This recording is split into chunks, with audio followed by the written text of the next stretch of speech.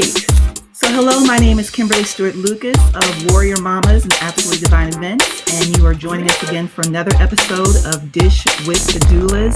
Today, I am honored to have joining me guests that were on my original wish list for season 2. And I'm excited that we were able to work it out. So much has been going on in our lives in the last 3-4 months now. And so we finally were able to make it happen. And so today I am joined by Martina Abrahams Ilunga and Gabrielle Horton of NATAL. And NATAL is, and hello everyone. Hello. Hi. Gabrielle will be Hello. Thank you so much for joining us.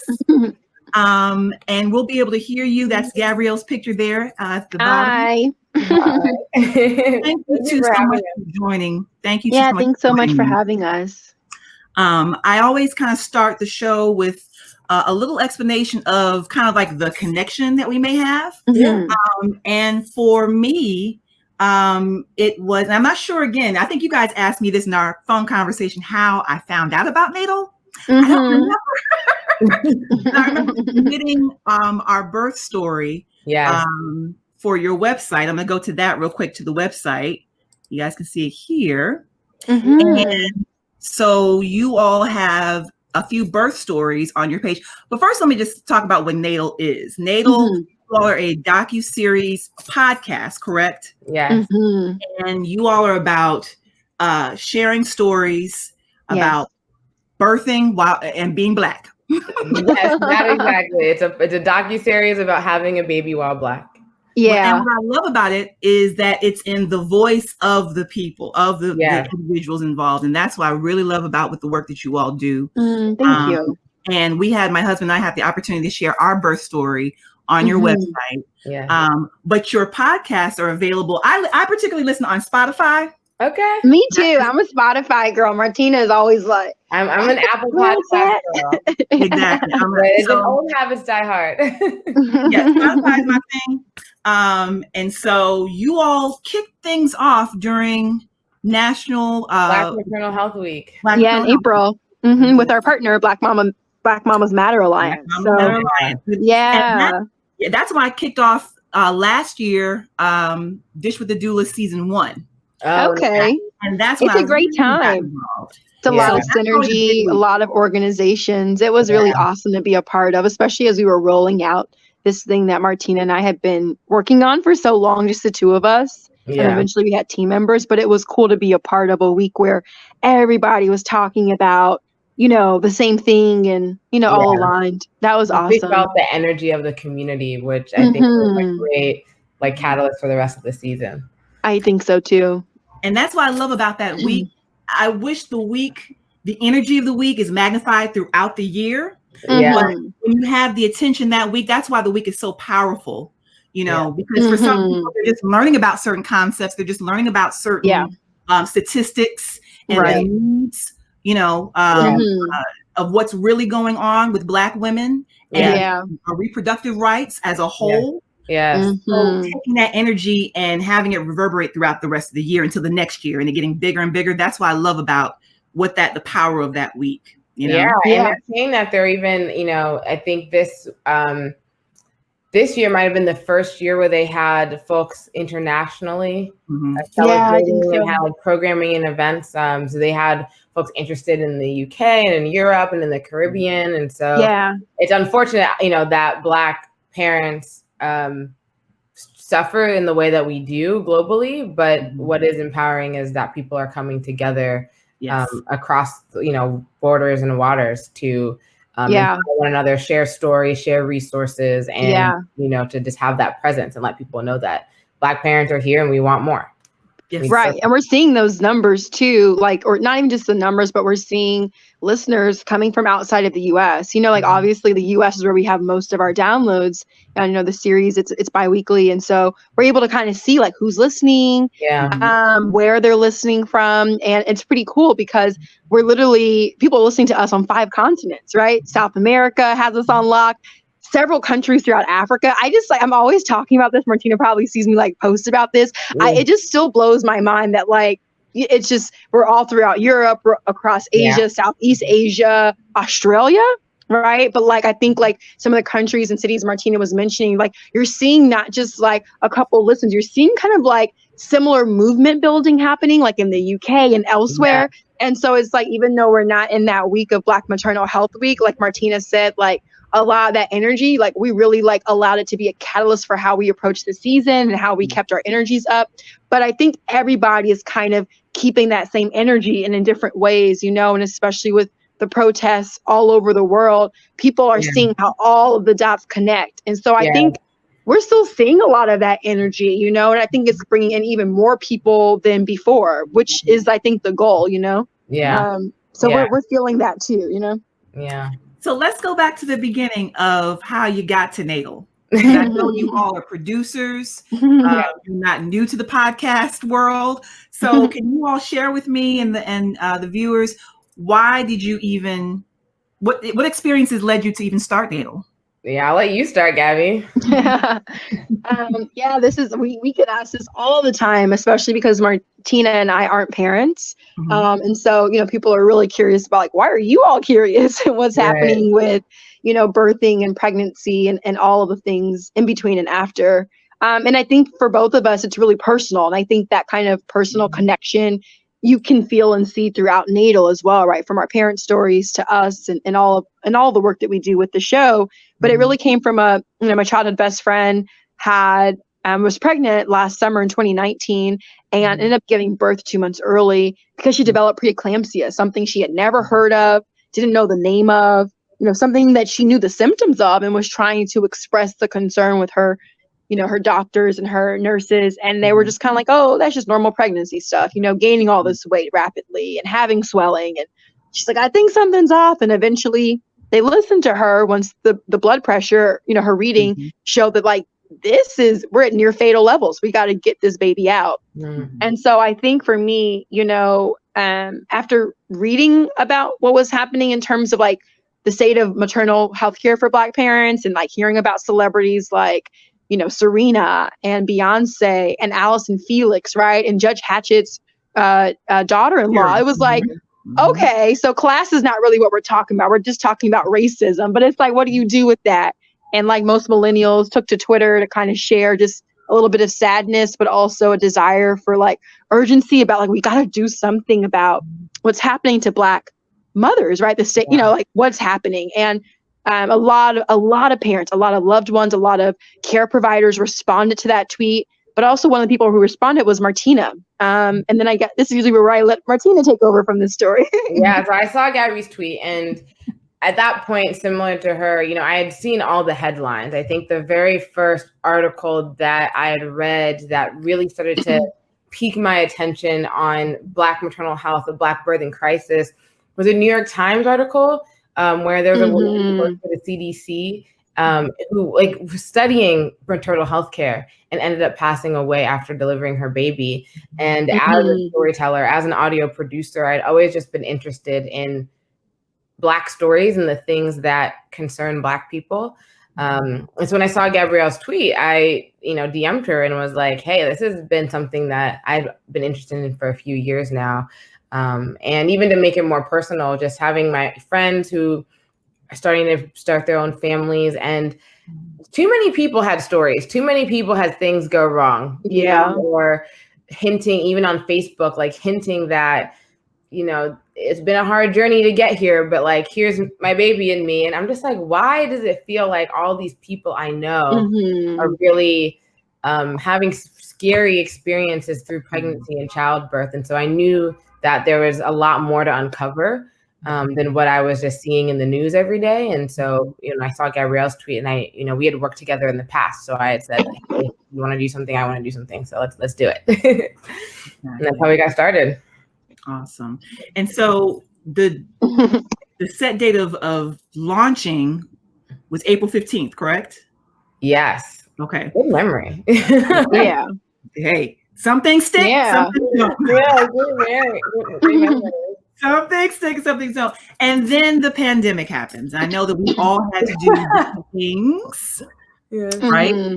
So, what did you all how did you have to shift differently because of that? I mean, I know you're in different locations, so you're doing things online anyway. I know for me, I was actually going to a studio last year. And we had a crew and things look completely different from me.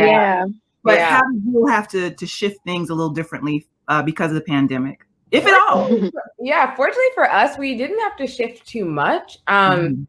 Gabrielle's in LA, I'm in New York. And our team rest of our team is in New York, but not all of New York City. Most of what we were doing was virtual anyway, just like we're recording on this platform now. There are other podcast recording platforms, and some of the parents in different places where we weren't, located close to, we had sent what's called a tape sync in the podcast world. Which is when you send someone who has a recording equipment to meet them at a location, and they do the recording with you on the phone. So we had done a couple of those, but as the pandemic started to become more serious in the US, we decided to just do 100% virtual for the rest of the interviews that we had. And from there, everything's been remote, using Slack, using email.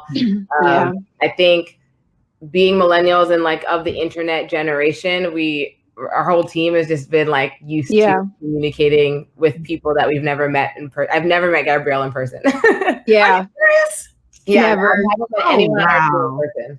And we talk every day, and we've built relationships with one another all through technology. So it was through that tweet that you all first met? No.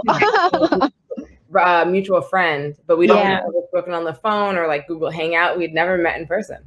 Wow. That's the power. I was just telling the friend today, I have a love-hate relationship with technology. I love it to be able to do this, to share resources, to do things that we just would not be able to do right now. But then experiencing real life in front of people. It's going to be interesting going back to that, or if we do and how we do, if ever. Exactly. One thing that you mentioned that it just dawned on me, you were talking about the stories of your friends and hearing just, my story's a little on the other end of the spectrum, and it just it hit me. And I think this is where it comes together. There are all kinds of stories, right? So for Dish with the Doulas for season 1, I'm realizing it was a love letter to my birth community. That's beautiful. So that sounds really beautiful. And I share with you all before that, we've had 3 amazing home births. Home births. And one thing that I remember last year during Black Maternal Health Week is that there were a lot of numbers, a lot of, hard statistics being shared, the truth about what's going on. But I also noticed there was a level of fear increasing of some of my friends that don't have children. And I was like, okay, there's a level, there's one thing of having awareness, and then when awareness goes into fear. And now you're thinking, I don't want to be a statistic. I don't want to be a number. And for me, I came from a community, even before having my children, of, home birth being regular natural thing, and natural birth being something that so it wasn't foreign to me. And then so it's almost like these things coming, all the stories need to be shared. I think that I want to talk to you all about the importance of why our voices need to be heard in all areas, because it's not just the birth. You all have episodes on miscarriage, on postpartum depression, on the full gamut. And that's, another thing too, is, not just focusing, the birth is important. The labor and delivery is important. But a whole nother world. There's a lot there. There's so much there. A lot of people don't really talk about the, okay, and now what? Right. Can you all speak to why is it so important for Black women of all the experiences to share their stories? I mean, I think even just to start there, we knew going in we knew that there was stuff that we didn't know and that we wouldn't know, right? And so, but I think one of the things that we knew early on, which is what we're talking about, these statistics, we knew a lot of the, a lot of the unfortunate statistics, right? But we also knew that there was something else that needed to be told and talked about. We also knew that however we sort of developed the series, that it had to be done with a lot of care and a lot of thought, right? Because neither one of us have ever produced things or are part of things that are kind of about this sort of like, not like poverty pimping, but like kind of pimping out these sad stories. And as we started talking to more and more organizations that are either like reproductive justice organizations or sort of midwifery practices, or talking to doula collectives, we started hearing that, you know, oftentimes that people reach out to them for different media projects and they just want to kind of get all the sad stories and leave them behind. And so we kind of knew, okay, well, we're going to have to tell some of these stats, but how do we do it?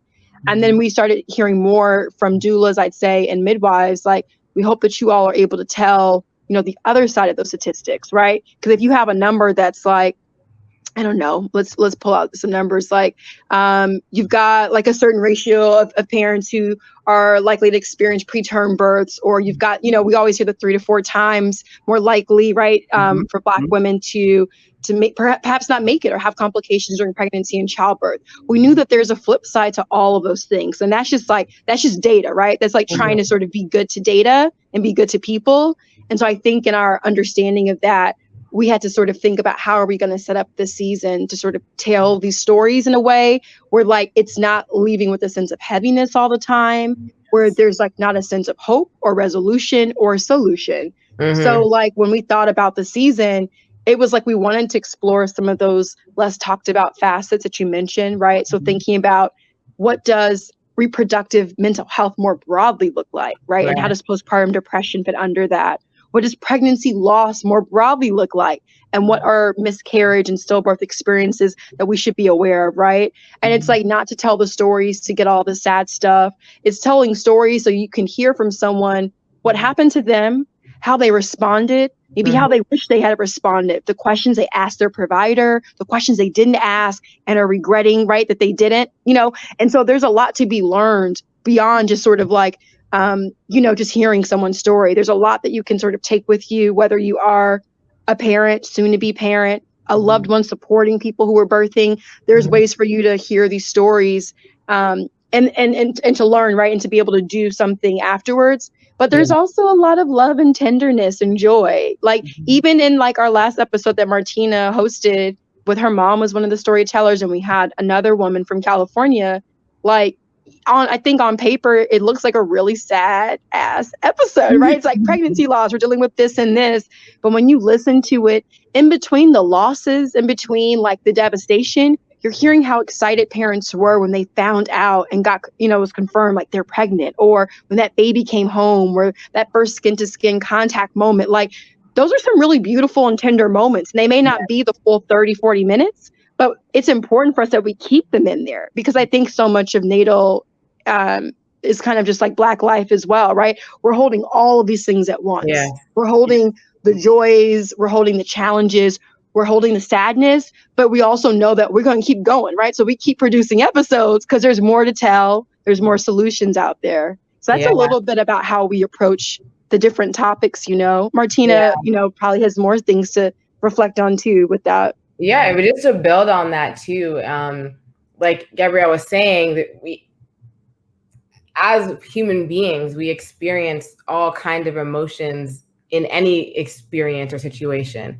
And those tender moments, you know, Black people are especially robbed of that in our representation in media. And we're robbed of that in medical situations in front of doctors. And so while we created this podcast, first and foremost for Black parents or people who are looking to be Black parents or people who support Black parents, our audience is also medical providers, birth workers, Black or not, right? And especially with everything going on with our current racial uprising, we've gotten a lot of attention and new listeners who happen to not be Black. And for them to see Black people in that way is also really important, because they may not ever see that any other time in their day or even in their work. Unfortunately, they should, but it's the reality of the world and how, you know, racism works. And so we just felt, you know, giving parents that full space to just be like, tell us everything. Tell us the things that you never told anyone. Tell us that question that you didn't ask, but you felt like you should have, you know, and it's important for us to see that too, because we'll go through our own experiences and we'll leave feeling like we're dehumanized. But we need that validation that like, no, that was wrong. No, it's okay to feel a way about that. And so we try to capture all of that nuance in each story. So it's a delicate balance for sure. Yeah. And the one thing I was going to add, and I don't know if this jumps the gun, so I won't say too much, but I think also in thinking about how we were going to tell these really nuanced stories that captured like all these feelings and emotions, is that it also came down to how we were thinking about the parent storytellers. And it was really hard because it was like our first season and you want to take in every story, you want to put it out there, but just like in terms of how we imagine the docuseries and the format, right, all that stuff, we're only going to be able to have so many voices. And it's probably like, I guess if I was a parent who submitted to NATAL, I'd be like, well, how did they choose this over that? But it was a lot of things that we were trying to make sure we balance, right? We wanted to make sure that it wasn't just cis hetero Black women, right? We've got queer parents and trans parents, right? Who are Black, right? But who are also parents, and we don't also hear from them and their stories. We have parents across the diaspora, right? Like Martina's mom is of Caribbean heritage. I hope I didn't butcher this, right? I'm like, is it your dad or your mom? No, your dad. Martina's mom has Haitian origins. We had someone who is Afro-Dominican on. Like, it was important that we had like different ages, people in different locations, right? Like, it was a balance, because what someone is experiencing at like a 23-year-old giving birth, right, in Philadelphia is going to be different than how someone experiences birth in, say, Dallas, Texas, and they're having like a home birth with a midwife, right? Like, and there's nothing wrong with either, and neither is like one is not better than the other. But those parents and the stories you get to hear from them, they also sort of drive home that like these stories are not cookie cutter sort of things, right? We're having these really unique experiences that is reflected in like how we live, where we live, like who we are, how we identify, what we look like. Do I have a partner? What's my income? What's my insurance status? Like, all of that matters, you know? So they really do help us to sort of bring the series together. I mean, they are the reason, you know? So I think at the heart of all these stories to me is that what I'm feeling and what I say matters. That it needs to be heard. I think that's what the stories I think do, is that when people, again, not everybody might identify with certain situations. Totally. And again, the power of it being in the voice of who it happened to. That brings the power into the experience of others, is that they're speaking up and sharing it. This happened to me. A lot of people don't, like you said, don't even know about certain options even being available to them. They don't even know certain questions to ask. That's where all of these stories, everyone will be different.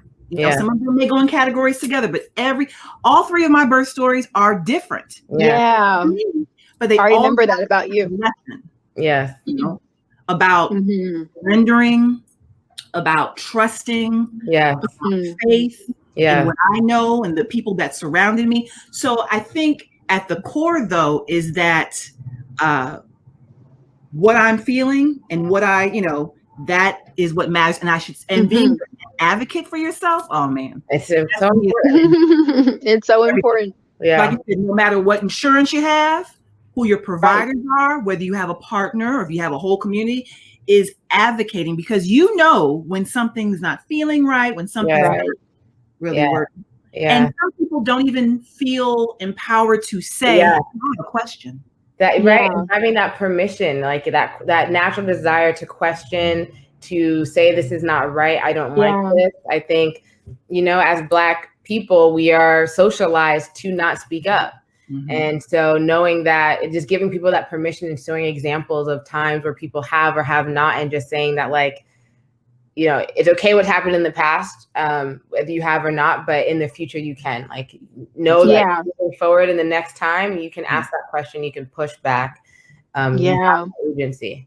And even in choosing your provider, there are a lot of people that feel like this is the provider I was assigned, therefore I'm supposed to accept. I feel like you listen. I feel like you listened to the rough draft of our upcoming episode. I'm like, are you hacking our computers, Kimberly? No, I'm not. But I've heard it though, because I tell people, hey, I call it your higher self, your discernment. I think in the first few sentences of a conversation with a provider, if it's right or not, if it's going to work or if it's not going to work. Right. That literally comes through in our next episode.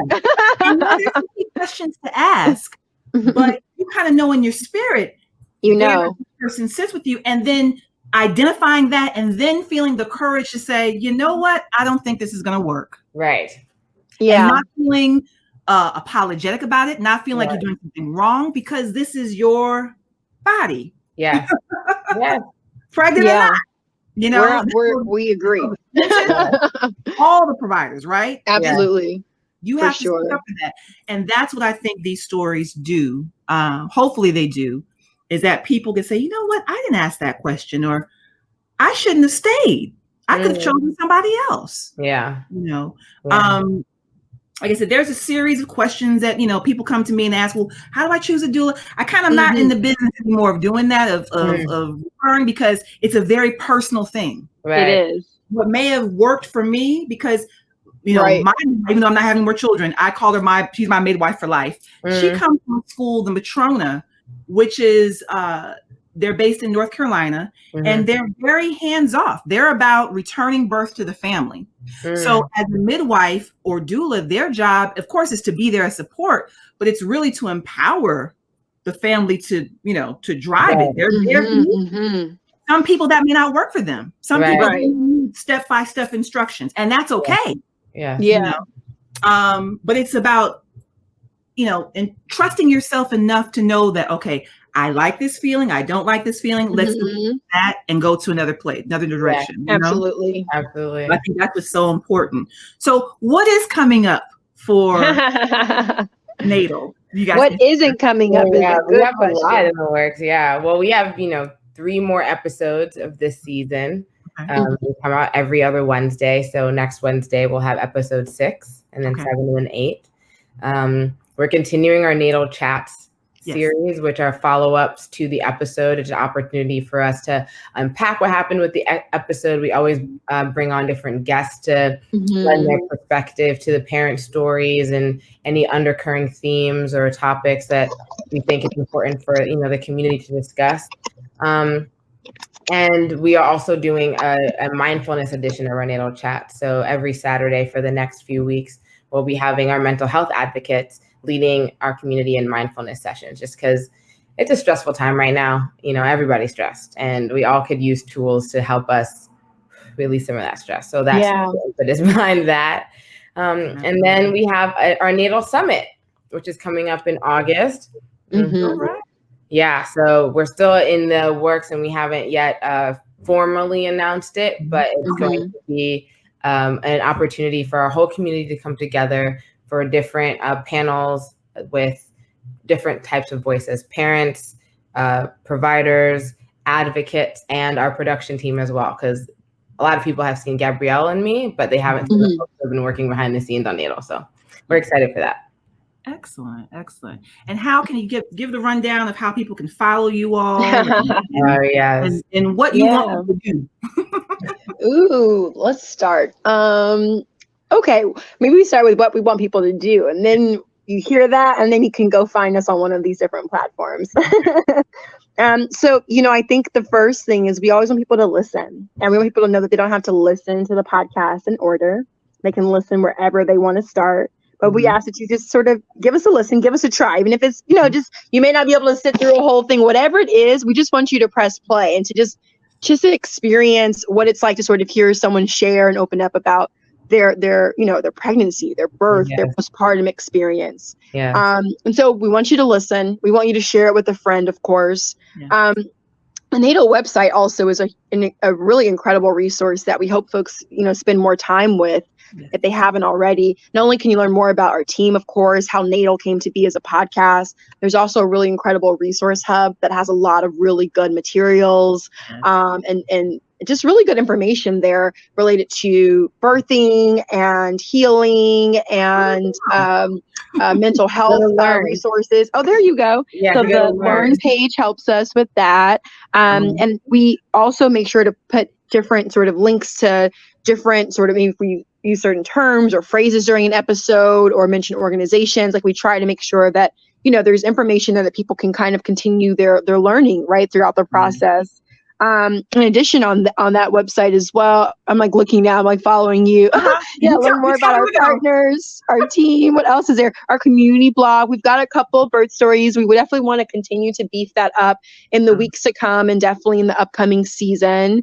And then you also can support us. You can donate us. We are a team of 6 Black women creatives, and we are really proud of the work that we're doing at NATAL. We're also aware that this is not a full-time job for any of us, and so it is the job after our day job. So if folks who have a few dollars to spare, we're always happy to receive donations to help us sort of pay our team stipends and whatnot. So that's just a very clear ask for donations. But in order to do all of those things, you can visit the NATAL website at natalstories.com. Excellent. You can follow us on Instagram and Twitter at Natal Stories as well. And then there's a really cool Facebook group that Martina, I wouldn't say runs, but like Martina sort of like leads that effort, I'd say, and can share more about, it's a really private and sort of like really sort of close-knit community that they're building there. So she can talk more about that. That's another way you can reach us too. Yeah. So our Facebook group is full of parents. It's full of birth workers, providers, and people who want to have conversations and really learn about maternal health and how to prepare themselves for childbirth and support, birthing parents. So it's a growing community. We are at 99. I'm excited for like our 100th person. I love how you all organize it, where it's going learn. Events, like I know what I'm looking at. Very action oriented. Everything is very thought out. I appreciate it because I know what I'm going into. Like the first word, like it's like the call to action. Like, okay, put that cap on. All right, so I appreciate that. Try and be as clear as possible. Thank you for recognizing that. We're like, I don't think there's a detail that goes out that has not been like scrutinized, looked at, like reconsidered, reworded, everything. That's so funny you noticed that. Yes. That's my Libra mind. That's my Libra mind. Yeah, we definitely thought about the order of that too. We're like, okay, team and partners. And then That's so funny. I want to thank you all for joining me today. I look forward to the next episode. Like I'm a Spotify listener. I'm looking forward to it. It's the summit that's coming up. Is that correct? Yes. I'm looking forward to all that. Everyone needs to follow on Instagram, on Facebook. Go to the website, which is natalstories.com. Yes. And this episode, it's going to be on Facebook. I'm going to, after we're done, things, edited a little bit. That's one thing I've learned also. I am so like, this is why I love StreamYard, right? Because I'm able to do little clicks here and clicks here. It's very simple. Yes. It's not my lane though. You gotta know your lane. Yeah, you gotta know which for you. But you also have to broaden, and learn, especially if it's part of what you're doing, right? Yeah. I may not be an accountant, but I may know how to count my money. I know how to do the basics of things, but anything else, I'm gonna definitely hand it over to somebody else. And I've had to really just kind of grow with that. So on YouTube, and I've will have this one will. Spotify and into that too. That'll be good. Are you guys familiar with who is it called? Pineapple Street? Yes. Yeah. Okay. Yeah, my friends there works there. And one of our team members. Okay, so they had an offer, right, where they were giving one-on-one sessions with Black creators. And I signed up for it, and I got really good feedback. And I also, another thing that I was going to mention about how you all even organize your podcast is your mentions of, it's not just, it's a little different from a description, but you all mention like organizations that are discussed. And you mentioned, I love how you all set that description up. But thank you. Thank you. Right now, we also put a lot of time in that. I dig it. Like, dig it. There's always a discussion. It's like, did we get this right? Yeah. I love it. Well, and I thank learned, you. I'm just taking the audio from this and putting it on there, but I've learned I'm going to start doing things a little different. and making my podcast kind of the preview or extended, preview commercial for the video, because I'm not, when we're talking right now, we're talking about the website. They don't see that on the podcast. Yeah. So the language I'm learning is so different. Oh, interesting. Yes. That's a good idea. Yeah, that's cool. So that's one thing I learned from that. So I'm getting hip, and y'all are leading the way for me on that. That's cool. You're doing more than we are. That's pretty cool with the video element. So I'm digging it. But I want to thank you all so much for joining me on this episode of Dish with the Doulas. Again, you all were on my wish list for season 2. Thank you, Kimberly. We really appreciate your support and enthusiasm from the very beginning. And so we're definitely happy we could join you today for this. This is awesome. Because we need more. We need more. We need more of this to normalize our worth, our value, our voice, our concerns, more, and reproductive health, and everything. Again, thank you all for joining us for this episode of Dish with the Doulas. Thank you, Kimberly. And I will talk to you soon. You guys hold on for a minute, okay? Okay. Broadcast here.